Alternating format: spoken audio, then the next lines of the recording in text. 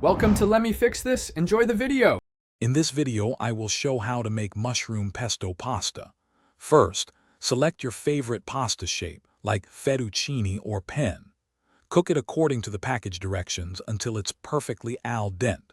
Remember to reserve about 1/4 cup of that starchy pasta water before you drain it completely. This will be key for achieving a silky sauce later on. Get ready for a truly satisfying meal. Next, let's prepare our mushrooms. Slice about 8 ounces of your favorite variety, like cremini or button mushrooms. Heat 2 tablespoons of olive oil in a large skillet over medium-high heat. Add the sliced mushrooms and sauté them until they are beautifully golden brown and tender.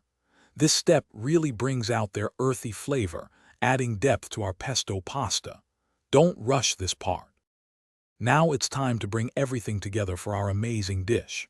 Add about 1/2 cup of your preferred pesto directly into the skillet with the sautéed mushrooms. Then, toss in your freshly cooked pasta. Mix everything thoroughly, ensuring every strand is coated. If the sauce seems a bit thick, gradually add some of that reserved pasta water until you reach a wonderfully creamy consistency. This makes all the difference. Finally, it's time to serve and enjoy your delicious mushroom pesto pasta. Garnish generously with freshly grated Parmesan cheese and a few fresh basil leaves for an extra burst of flavor and color. Serve it immediately while it's warm for the best possible experience. And hey, while you're enjoying this meal, remember to check the description below for a link to grab some Little Trees black ice for your car, plus other great deals. Thanks for watching.